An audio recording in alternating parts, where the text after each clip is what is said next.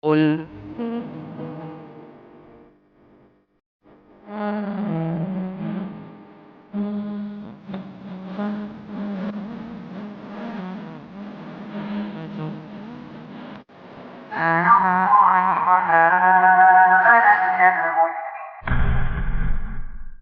Nah, terus kita lihat hadis ke-20.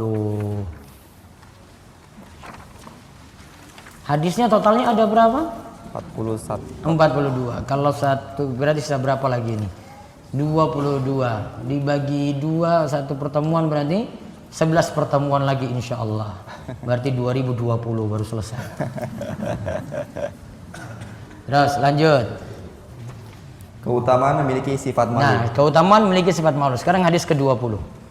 Hadis ke-20 dari Abu Mas'ud Uqbah bin Amr al-Ansari al-Badri radhiyallahu anhu, ia berkata, Rasulullah shallallahu alaihi wasallam bersabda, sesungguhnya di antara perkataan kenabian terdahulu yang diketahui manusia ialah jika engkau tidak malu maka berbuatlah sesukamu. Hadis riwayat Bukhari.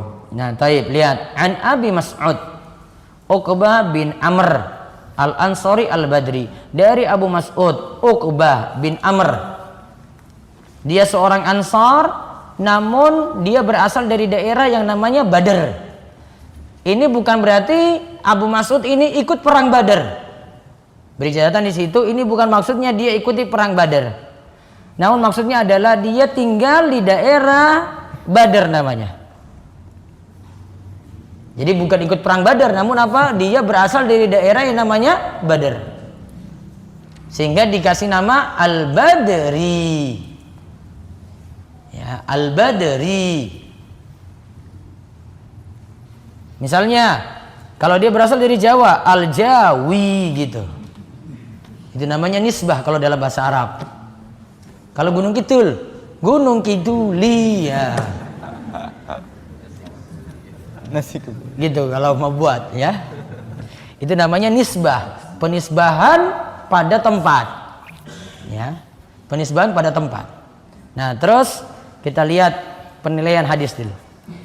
Hadis ini dikeluarkan oleh Al-Bukhari dari riwayat Mansur bin Al-Mu'tamar, dari Rib'i bin Hirashi, dari Abu Mas'ud, dari Huzaifah, dari Nabi Sallallahu Alaihi Wasallam. Maka ada perbedaan dalam sanad hadis ini. Namun sebagian besar ahli hadis mengatakan bahwa ini adalah perkataan Abu Mas'ud. Yang mengatakan demikian adalah Al-Bukhari, Abu Zur'ah, Ar-Razi, Ad-Daruqutni dan lain-lain. Yang menunjukkan kebenaran hal ini adalah bahwa telah diriwayatkan dengan jalan lain dari Abu Mas'ud pada riwayat Masruh. Dikeluarkan pula oleh At-Tabrani dari hadis Abu At-Tufail dari Nabi SAW juga. Baik, sekarang kita lihat faedah hadis. Pertama, sifat malu adalah warisan para nabi terdahulu. Sifat malu adalah warisan dari para nabi terdahulu. Dibaca keterangannya. Ibnu Rajab Al-Hambali rahimahullah mengatakan mengenai perkataan dalam hadis tersebut, sesungguhnya perkataan yang diwarisi oleh orang-orang dari perkataan nabi-nabi terdahulu. Terus, hadis ini menunjukkan bahwa sifat malu adalah sisa atau athar dari ajaran nabi terdahulu. Kemudian manusia menyebarkan dan mewariskan dari para nabi tersebut pada setiap zaman. Maka hal ini menunjukkan bahwa kenabian terdahulu biasa menyampaikan perkataan ini sehingga tersebarlah di antara orang-orang hingga perkataan ini juga akhirnya sampai pada umat Islam. Yang dimaksudkan dengan nubuwatil ula, yang dimaksudkan dengan nubuwah al-ula, nubuwatil ula adalah kenabian terdahulu, yaitu mulai dari awal Rasul, dari Nabi Nuh, Ibrahim dan lain-lain. Baik. Awal Rasul pertama siapa? Nabi Nuh. Nuh. Kalau nabi pertama Adam. Namun kalau Rasul pertama Nuh. Ya, terus di bawahnya lagi perkataan umat terdahulu. Perkataan umat terdahulu bisa saja dinukil melalui jalan wahyu, yaitu Al-Quran, As-Sunnah, hadis Nabi SAW, atau dinukil dari perkataan orang-orang terdahulu. Ya, karena hal ini adalah perkataan Nabi terdahulu, maka hal ini menunjukkan bahwa perkataan ini memiliki faedah yang besar, sehingga sangat penting sekali untuk diperhatikan. Taib. Jadi sifat malu ini bagian dari warisan nabi-nabi terdahulu. Warisan nabi terdahulu banyak, namun diantaranya mereka wariskan sifat malu. Terus yang kedua, ada pelajaran penting yang patut dipahami. Syariat sebelum Islam atau syariat yang dibawa oleh Nabi sebelum Nabi Muhammad SAW terbagi menjadi 3. Pertama, ajaran yang dibenarkan oleh syariat Islam, maka ajaran ini sahih dan diterima. Nah, ada ajaran yang dibenarkan. Misalnya, sebelum Islam ada syariat puasa, kita di masa Islamnya Nabi Muhammad SAW juga ada syariat puasa. Ya ayyuhalladzina amanu kutiba alaikumusiyam kama kutiba alal ladzina min qablikum la'allakum tattaqun. Wahai orang yang beriman, diwajibkan kepadamu berpuasa sebagaimana diwajibkan kepada orang-orang sebelummu, agar kamu menjadi orang-orang yang bertakwa. Berarti sebelum Islam juga ada puasa, kita di syariat Islamnya Nabi Muhammad SAW juga ada puasa. Namun tata caranya bagaimana? Nanti berbeda. Syariatnya ada, namun untuk aktivitas puasanya rinciannya berbeda. Contoh misalnya, kalau dalam syariat umatnya Muhammad, kita dibolehkan bahkan dianjurkan untuk makan sahur. Hukumnya apa? Wajib apa sunnah? Makan sahur? Sunnah. Kalau nggak makan sahur boleh puasa nggak? Boleh. Boleh. Namun ada yang selalu alasan ya. Oh kenapa nggak puasa? Aduh tadi nggak makan sahur. Bilang aja malas gitu. Padahal bukan alasan, karena makan sahur bukan wajib. Nah, syariat sebelum Islam makan sahur itu tidak ada. Dan tidak boleh orang makan sahur dikarenakan kalau sudah tidur sesudah Isya, ya, sudah tidur sesudah Isya, dia lanjut lagi sampai datang subuh tidak boleh makan. Sampai subuh masuk terus lanjut sampai tenggelam matahari. Maka sebelum syariat makan sahur itu ada, orang-orang ketika itu merasa berat. Karena ada yang kerja pagi, kemudian sampai sore itu dia kerja, pulang kemudian berbuka, dia berbuka sedikit. Lantas sudah masuk Isya, ya, dia suruh istrinya buatkan makan malam. Namun ketika istrinya buatkan makan malam, yang suami ini tidur. Apa yang terjadi kalau dia tidur? Kan tadi aturannya apa? Tidak boleh lagi makan kan? Maka istrinya itu bawa keluar makanan. Kamu sudah tidur benar itu. Sudah, saya sudah tidur. Ya sudah kalau begitu kamu nggak boleh makan.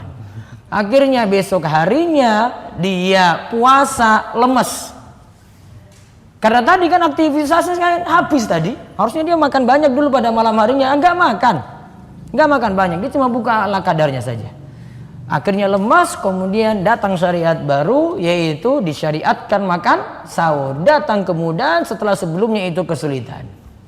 Itu artinya syariat ini disetujui puasanya. Kita pakai juga dalam syariat Islam untuk puasanya. Namun tata cara rincinya nanti berbeda-beda. Terus yang kedua, ajaran yang dibatalkan oleh syariat Islam, maka ajaran ini batil dan tertolak. contoh, misalnya dulu di masa sebelum Islam, kalau ada harta rampasan perang yang disebut ghanimah. Ghanimah, harta rampasan perang itu tidak boleh diambil oleh orang-orang. Kalau mereka dapat dari musuh-musuh mereka untuk harta rampasan perang tadi, semuanya suruh kumpulkan. Kumpulkan semuanya. Ketika itu sudah kumpul, nanti api dari langit turun untuk bakar ghanimah ini. Berarti kalau ada yang nyuri diam-diam, api belum turun. Oh berarti ada yang korupsi ini. Ayo cepat ngaku. Nah, karena api nggak turun-turun. Ketika sudah kumpulkan, nah baru ketika itu api turun. Oh berarti semua sudah terkumpul. Nah itu dulu ghanimah nggak boleh dimanfaatkan karena nanti dibakar semuanya. Ketika syariat Nabi Muhammad SAW, beliau katakan, ya, wa uhillat lana al-ghanaim, dihalalkan bagi kami ghanimah. Artinya kaum muslimin nanti bisa dapat jatah ghanimah kalau dapat dari harta rampasan perang, dikumpulkan terus dibagi-bagi pada kaum muslimin. Seperti itu. Terus berikutnya lagi, ajaran yang tidak diketahui, dibenarkan atau disalahkan oleh syariat Islam, maka sikap kita adalah tawakuf atau berdiam diri, tidak berkomentar apa-apa. Namun apabila perkataan semacam ini ingin disampaikan kepada manusia dalam rangka sebagai nasihat dan semacamnya, maka hal itu tidaklah mengapa, dengan syarat tidak dianggap bahwa perkataan itu mutlak benar. Nah, tidak dikatakan mutlak benar, diganti kalimatnya mutlak benar. Maka di sini kalau yang ketiga nggak tahu ini disetujui, nggak tahu itu juga ditolak, ya, mau diterima juga, yo hati-hati. Namun kalau cuma sekedar cerita saja dibolehkan. Terus yang ketiga, rasa malu merupakan bentuk keimanan. Rasulullah SAW bersabda, malu merupakan bagian dari keimanan.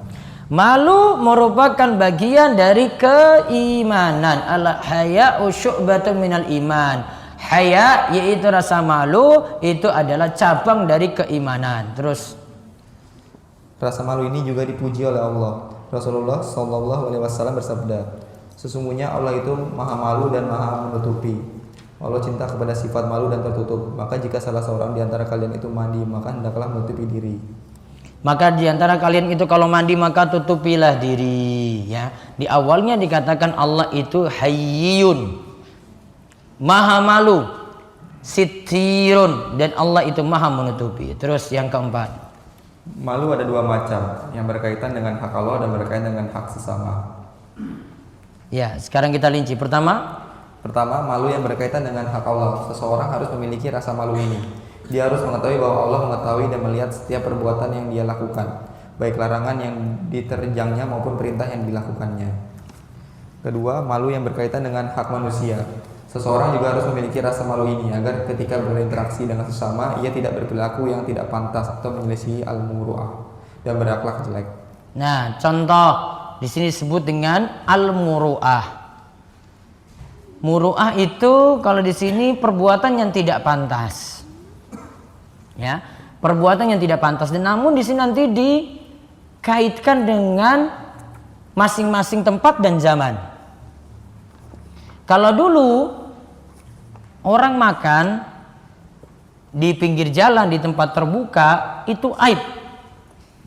Itu termasuk orang yang tidak jaga muru'ah. Kalau sekarang jadi gimana? Prestis malah. Kalau kamu nggak makan seperti ini, wah kurang itu kamu. Cuma makan biasa aja seperti itu, enggak, kayak gini, ini lebih. Maka muru'ah tadi nanti akan berubah sesuai dengan tempat dan zaman. Bisa jadi dalam masalah penampilan. Orang bilang, oh ini nggak pantas kayak gitu kamu penampilannya. Contoh misalnya, nah ini kalau kita sholat. Di tempat kita rata-rata di masjid-masjid kita, kalau jadi imam, biasanya disuruh pakai penutup kepala. Betul nggak? Iya kan? Kalau misalnya ada anak muda, akhirnya ini nggak ada yang maju nih. Ah sudah mas, kamu saja. Pas masnya nggak pakai topi, nggak pakai pecis, ya. Nanti temannya pasti bilang, oh sudah, ini pakai punya saya saja, ini sudah kamu maju ke depan. Ya, iya kan? Menunjukkan bahwasanya, oh ini orang yang jaga muruah seperti ini. Kalau jadi imam berarti dia tutup kepala. Nah itu contohnya. Ya. Nanti masing-masing tempat sendiri. Ya walaupun tadi bukan syarat, namun seakan-akan sudah jadi aturan atau regulasi di situ, di masjid ini atau di masyarakat ini. Oh pokoknya kayak gitu. Jadi imam, ya pokoknya kepalanya tertutup. Ya. Maka nanti tergantung masing-masing tempat, nanti berubah, zaman lagi berubah lagi. Itu tadi kaitannya dengan berpakaian, penampilan, nanti kaitannya dengan makan juga. Ya kalau kita tergantung masing-masing tempat, nanti aibnya bagaimana? Gak jaga kayak begini, itu namanya tidak jaga muru'ah. Nah terus Syekh Ibnu Utsaimin. Nah, ini beliau contohkan di sini ya, contoh kasus beliau contohkan. Syekh Ibnu Utsaimin rahimahullah memberi contoh dalam majelis ilmu, jika seseorang berada di saf pertama lalu dia menjulurkan kakinya, maka dia dinilai tidak memiliki rasa malu karena dia tidak menjaga al-muru'ah atau kewibawaan. Jika dia duduk di antara teman-temannya kemudian dia menjulurkan kaki, maka ini tidaklah meniadakan al-muru'ah. Namun lebih baik lagi jika dia meminta izin pada temannya. Bolehkah saya menjulurkan kaki? Nah, baik. Ini contohkan oleh Syekh Utsaimin. Contoh dalam hal menjulurkan kaki. Namun kadang kita akan sadar kalau oh ini orang ini sudah sepuh, dia butuh untuk menjulurkan kaki kayak gini. Kita ini masih muda, nggak usah. Yang ini dia butuh sekali. Ya, tergantung nanti. Ini anggapan beliau di sana, mungkin penerapan dengan di tempat kita juga berbeda. Terus yang kelima. Malu juga ada yang merupakan bawaan dan ada malu yang mesti diusahakan. Sebagian manusia telah diberi kelebihan oleh Allah Ta'ala rasa malu. Ketika dia masih kecil saja sudah memiliki sifat demikian. Dia malu berbicara kecuali jika ada urusan mendesak atau tidak mau melakukan sesuatu kecuali jika terpaksa karena dia adalah pemalu. Contoh misalnya ada anak perempuan masih kecil, malu sekali kalau ketemu dengan laki-laki. Karena mungkin orang tuanya sudah ajarkan seperti itu. Nah, ini sifat malu yang bagus. Ya, ini akan berubah, bisa jadi berubah nantinya ketika dia terpengaruh dengan lingkungan. Terus yang berikutnya lagi. Sedangkan malu jenis kedua adalah malu karena hasil dilatih. Orang seperti ini biasa cekatan dalam berbicara dan berbuat. Kemudian ia berteman dengan orang-orang yang memiliki sifat malu dan dia tertular sifat ini dari mereka. Rasa malu yang pertama di atas lebih utama dari yang kedua ini. Nah, kata Syekh Muhammad bin Shalih Al-Utsaimin, rasa malu yang pertama karena itu sudah dari sananya seperti itu. Kalau rasa malu yang kedua kadang nanti berubah lagi ketika dia berada di lingkungan yang lain lagi. Namun yang jelas rasa malu berarti bisa diubah, dilatih, bisa diusahakan. Yang tidak disebutkan dalam buletin di sini ada perkataan dari Ibnu Rajab. Kita bisa memupuk sifat malu. Beberapa kiat di sini disarankan oleh beliau. Yang pertama, sifat malu itu bisa diusahakan dengan cara banyak mengenal Allah dan keagungan Allah. Banyak mengenal Allah dan mengenal keagungan Allah. Yang kedua, merasa dekat dengan Allah. Berarti kalau kita merasa dekat, merasa terawasi, mau buat maksiat itu takut gitu. Punya rasa malu ketika itu.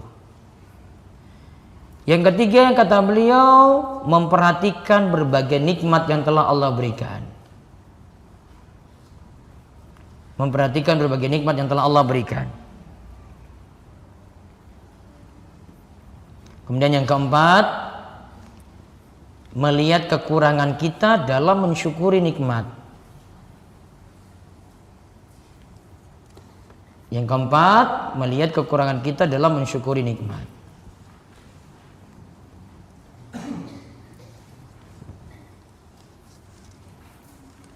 Nah, itu diantara kiat-kiat kata beliau bisa memupuk sifat malu, apalagi malu ini kaitannya dengan hak Allah, bisa meninggalkan maksiat dengan mudah. Terus keenam, perlu diketahui bahwa malu adalah suatu akhlak yang terpuji, kecuali jika rasa malu tersebut itu muncul karena enggan melakukan kebaikan atau dapat terjatuh dalam keharaman. Nah, contoh, enggan melakukan kebaikan, saya malulah pergi ke masjid, nanti orang-orang komentar pada saya gini. Padahal dia laki-laki punya kewajiban ke masjid. Takut komentar orang sehingga tidak pergi ke masjid, malah jadi dosa untuknya. Contoh, dia malu, ya akhirnya dapat terjatuh dalam keharaman. Dia malu karena kumpul dengan teman, gak ikut maksiat bareng.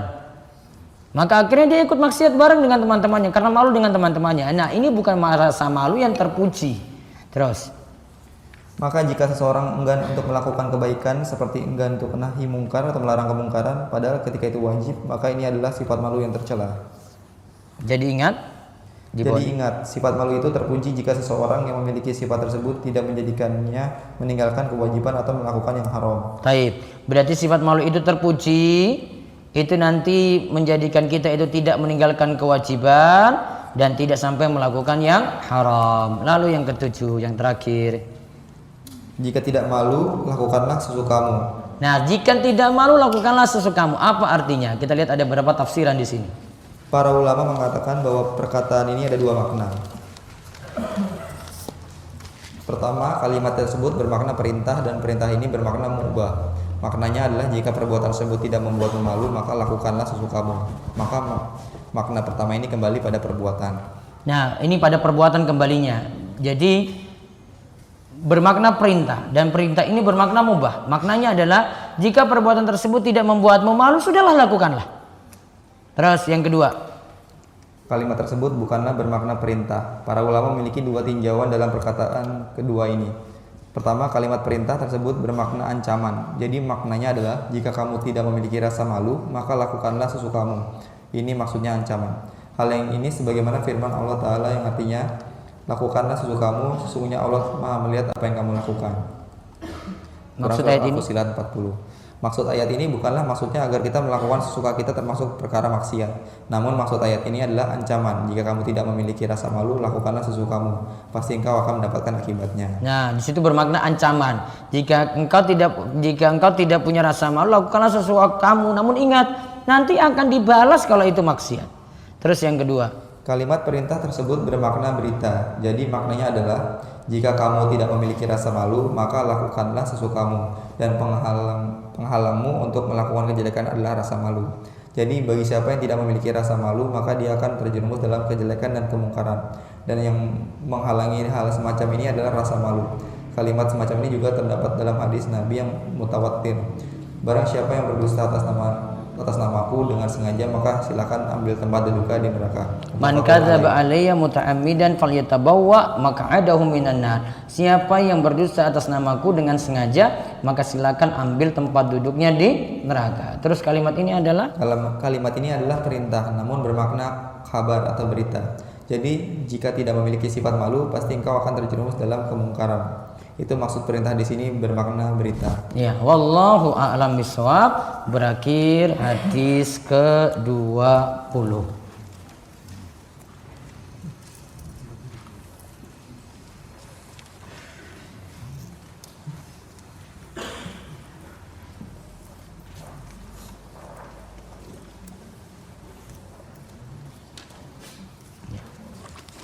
Nanti materi berikutnya nanti hadis 21 dan 22.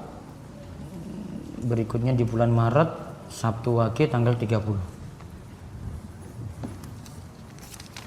Baik.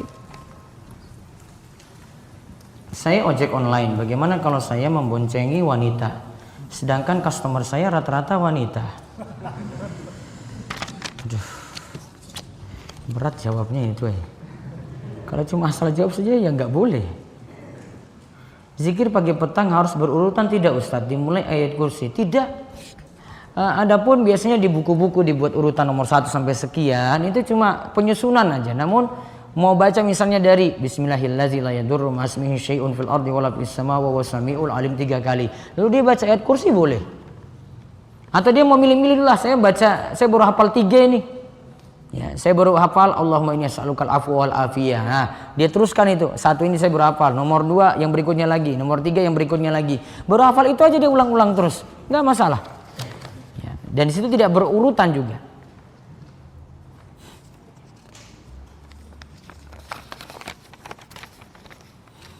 Ada orang yang membayar utang ke saya dengan membawa makanan. Bagaimana hukumnya Ustadz? Apakah boleh diterima atau tidak?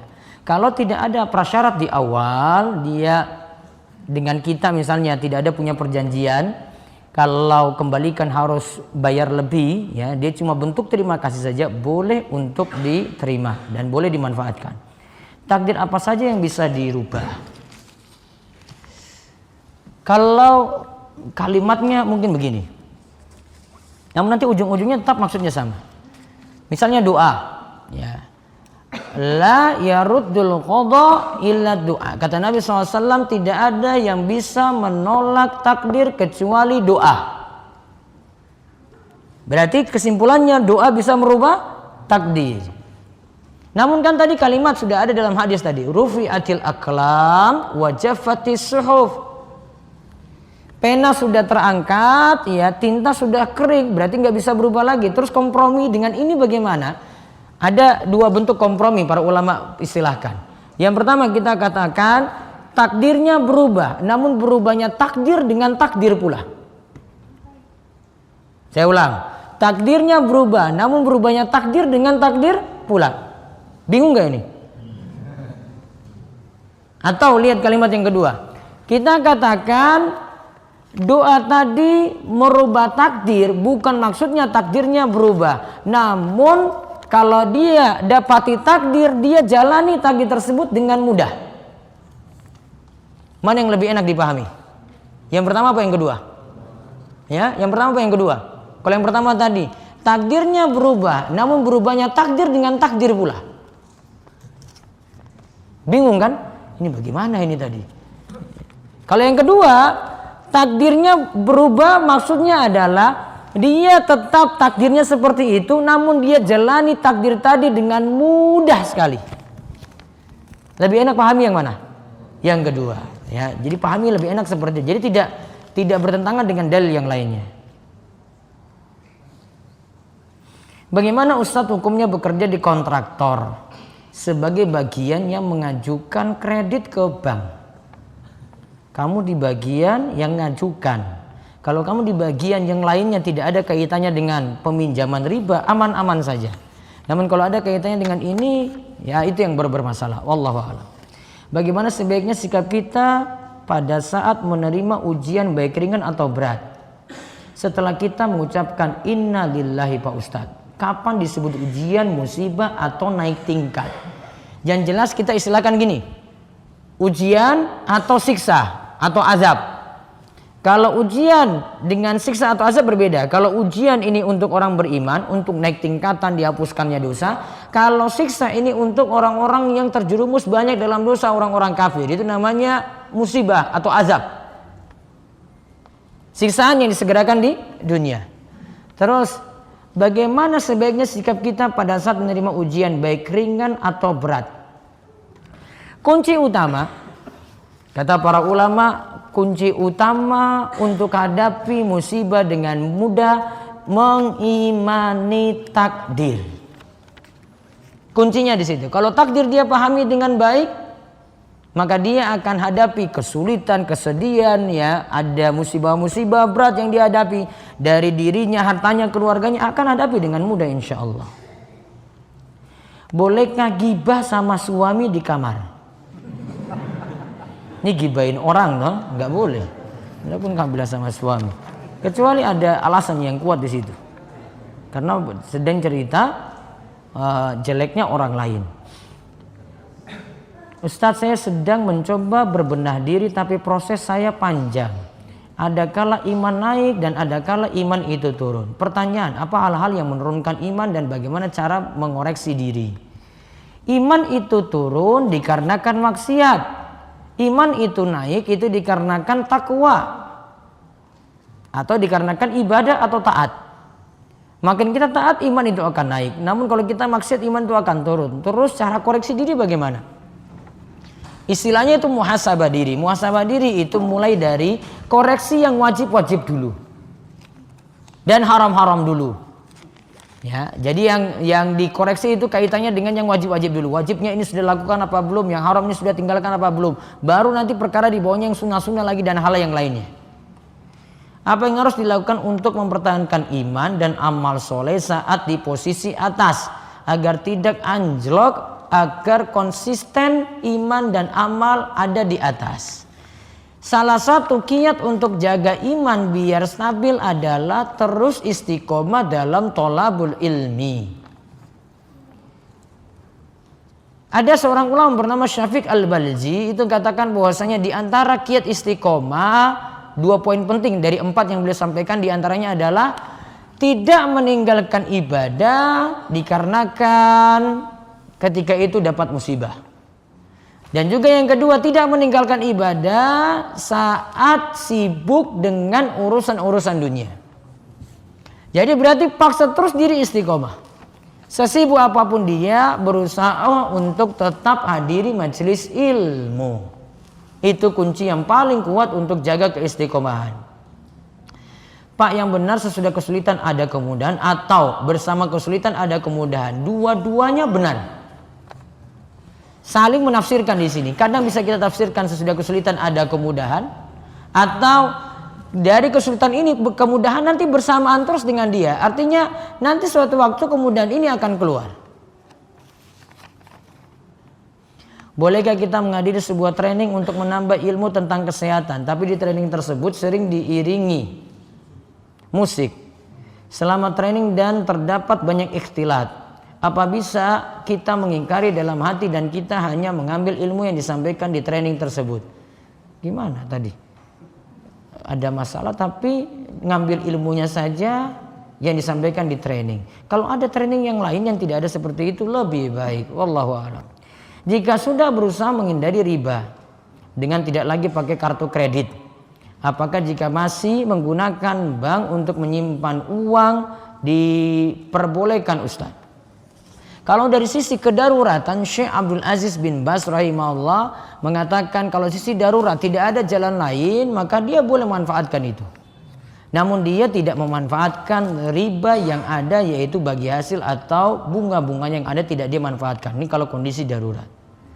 Saya mau bertanya tentang hal yang mungkin tidak sesuai topik. Saya akhwat bekerja sebagai staf notaris di bagian dokumentasi penulis tentang akta. Terus, nah salah satu tugas saya di pekerjaan ini adalah menulis akta pengakuan utang. antara pembeli rumah yang menggunakan program KPR dengan bank, di mana di bagian akhir akta tersebut saya membubuhkan tanda tangan saya sebagai saksi. Sedangkan saya tidak menyaksikan akad transaksi riba atau KPR si peminjam klien dengan bank tadi. Mohon penjelasannya Ustadz, apakah pekerjaan seperti ini haram? Saya hanya menulis aktanya saja, padahal kalau benar diharamkan Allah saya siap resign.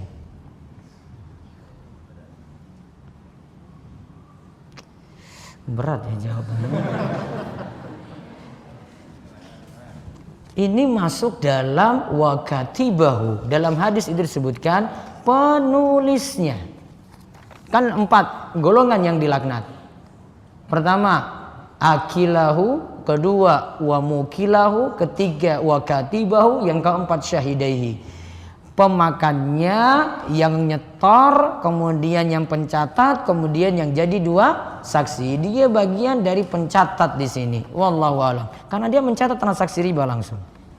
Kalau ngurus yang lainnya saja dia nggak ngurus ini nggak masalah. Namun kalau dia ngurus ini baru masalah. Bagaimana jika seorang yang selalu melakukan maksiat? Apakah itu juga merupakan takdir? Baik. Iya. Orang tersebut sudah berulang kali dinasihati dan diingatkan akan azab-azab yang akan didapat. Sebenarnya dia pun sudah paham hal tersebut. Namun susah untuk meninggalkan kemaksiatan. Bagaimana cara untuk mengembalikannya ke jalan yang benar? Yang jelas gini. Tadi pertanyaannya, jika seorang melakukan maksiat, apakah itu juga merupakan takdir? Takdir apa bukan? Iya. Namun itu jadi takdir ketika dia baru tahu, manusia baru tahu ketika itu sudah terjadi. Kalau baru tahu ketika itu sudah terjadi, berarti itu terjadi atas ikhtiarnya sendiri, pilihannya sendiri. Sehingga kalau orang berbuat maksiat tidak boleh menyatakan ini sudah jadi takdir Allah. Kalau semua orang itu beralasan maksiat ini terjadi karena takdir Allah, berarti tidak ada lagi surga dan neraka. Karena semua nanti akan berargumen apa? Ketika ditanya maksiat, saya berbuat ini kan ini sudah takdir Allah juga. Ya ngapain masuk surga masuk neraka lagi? Surga dan neraka nggak ada fungsi di sini berarti. Sehingga yang tepat, yang bermaksiat itu ikhtiarnya sendiri, usahanya sendiri. Takdir enggak? Iya. Namun dia baru tahu itu takdir kalau sudah terjadi. Nah sekarang solusinya adalah bujuk teman ini untuk meninggalkan maksiat dengan segera. Cukup 1 kalimat saja. Ingat perkataan dari Syekhul Islam Ibnu Taimiyah. Wa uqubatu sayyiati as-sayyiatu ba'daha. Hukuman dari maksiat itu akan lanjut pada maksiat berikutnya. Berarti bisa berhenti enggak? Enggak. Berarti caranya ini mau selesai maksiat ini, stop maksiat tersebut, maka tidak akan lanjut lagi. Namun kalau dia lakukan maksiat akan berlanjut lagi pada maksiat berikutnya. Ingat kaidah tadi, balasan atau hukuman dari maksiat adalah maksiat selanjutnya.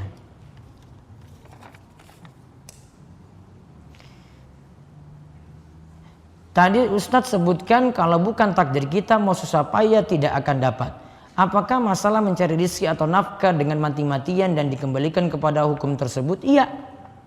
Tugas kita cuma cari saja, lakukan sebab, terus pasrah pada Allah. Tidak bisa kita cuma sandarkan pada usaha, kan saya sudah kerja. Bukan. Kita sudah lakukan sebab, namun hasilnya Allah yang nanti tentukan. Mana yang terbaik, oh rezeki kamu dapat seperti ini. Ada yang sudah kerja dari pagi sampai sore dapat rezekinya pas-pasan juga. Ada yang kerjanya biasa saja sudah dapat rezeki yang lebih. Maka tergantung nanti Allah yang tetapkan itu semua. Apakah sama ketika kita kerja keras dengan santai saja karena sudah ditakdirkan. Tetap kerjanya serius, tidak disuruh malas-malasan di sini karena kamu tidak tahu takdirmu juga. Karena nggak ada yang tahu takdirnya kan? Nggak boleh dibilang sudahlah saya santai sajalah, saya sudah tahu takdirnya. Oh nggak mungkin kamu nggak tahu takdirmu. Saya sudah tahu rezekiku. Nggak ada yang tahu rezeki, nggak ada yang tahu takdir. Maka tetap dia kerja sesuai dengan kemampuannya. Bagaimana mengukur kesabaran kita bahwa kita sudah sabar sampai dengan ikhlas? Jika kita sudah minta maaf 2 kali tapi saudara kita belum memaafkan. Ketika hati kita masih belum tenang, apakah sudah bisa dibilang sabar dan ikhlas? Pokoknya sabar ciri-cirinya tadi. Hatinya tidak protes, kemudian lisannya tidak banyak menggerutu, mengeluh, kemudian anggota badan tidak banyak bergerak, melakukan gerakan yang menunjukkan tidak sabar. Bagaimana cara agar bisa ridho untuk beribadah, agar ibadah kita diterima oleh Allah? Lakukan ibadah itu dengan ikhlas dan sesuai dengan tuntunan. Apakah deposit kepada agen pulsa termasuk qard atau wadiah? Apakah termasuk riba? Kalau pada agen pulsa kita nitip deposit, kemudian kita dikasih pulsa tadi, deposit pada agen pulsa, dia nggak manfaatkan sepertinya untuk uang itu, beda, maka istilahnya situ wadiah. Wallahu a'lam. Keturunannya akan dijaga. Tadi pada poin 3, Allah akan menjaga keturunannya. Di negeri kita ini tidak sedikit kasus anak seorang kiai atau ustadz atau pemuka agama yang menikah dengan orang non muslim. Hal ini terjadi karena apa ya ustadz? Apakah karena orang tuanya si kiai atau ustadz pemuka agama tersebut berbuat bid'ah atau bagaimana? Keyakinannya saja yang perlu diperbaiki di sini. Mungkin meyakini semua agama sama gitu. Ya, kan macam-macam. Di negara kita ini serba aneh kok. Ada yang pakai jilbab, main piano dalam gereja gitu, bebas gitu saja. Yang suruh bapaknya. Ya. Itu di tempat saya, maksudnya saya singgung di Gunung Kidul sendiri.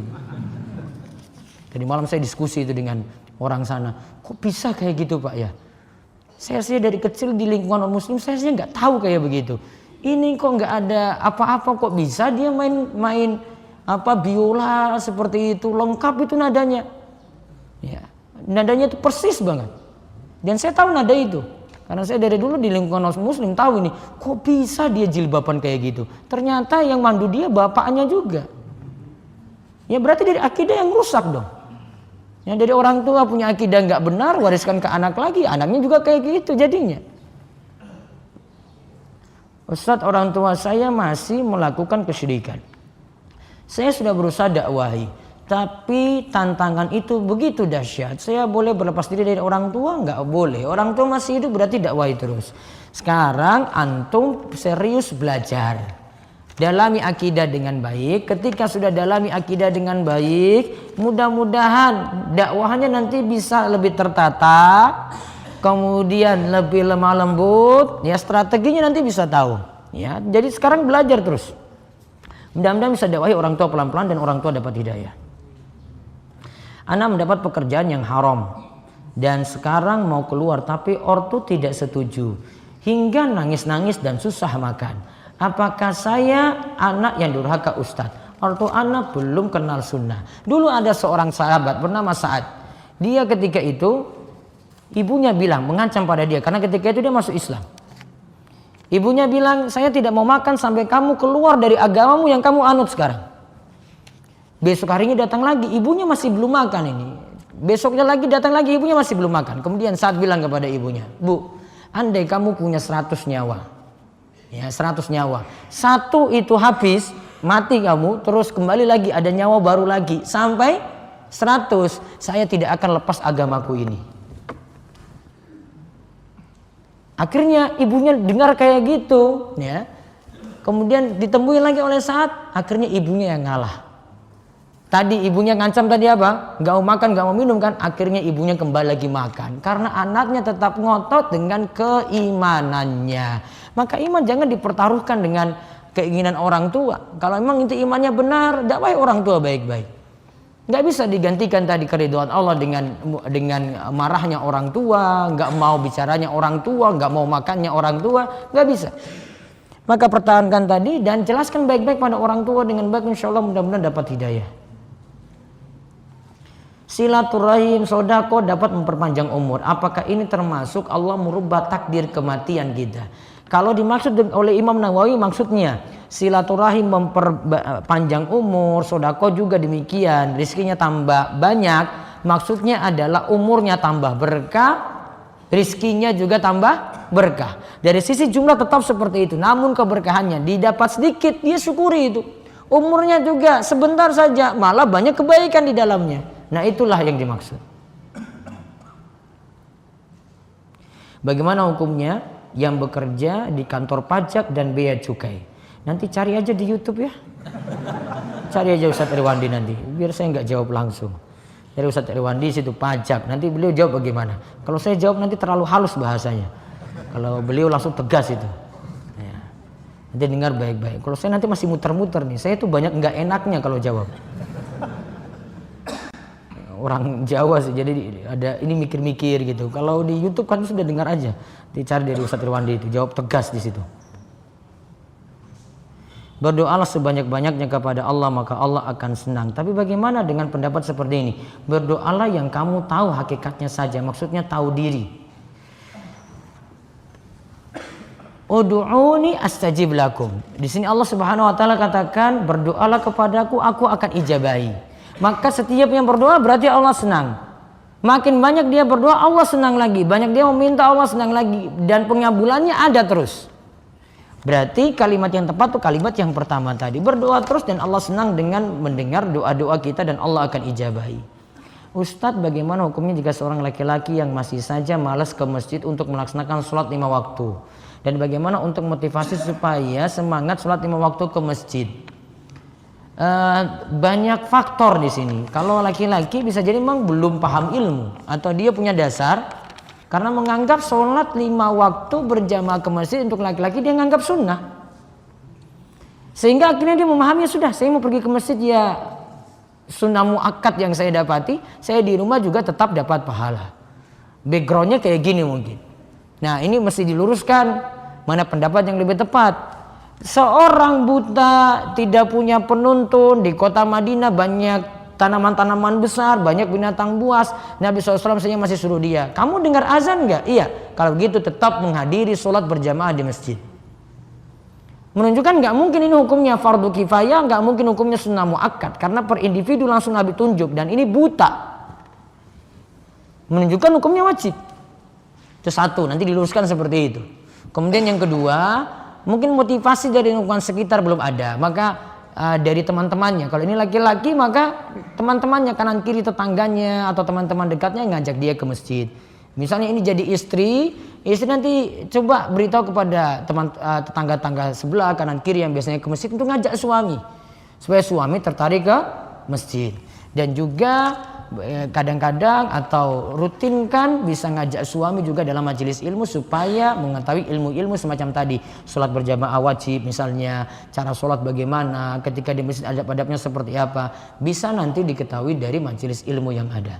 Wallahu alam bisawab. Itu saja yang bisa kami sampaikan untuk kesempatan siang hari ini. Mudah-mudahan bawa berkah bagi kita semuanya. Mudah-mudahan Allah menjaga kita dan kita terus menjaga hak-hak Allah, dan juga kita diberikan sifat malu dan juga diberikan tambahan ilmu dan istiqomah dalam beramal soleh, dan Allah memberikan kepada kita husnul khotimah.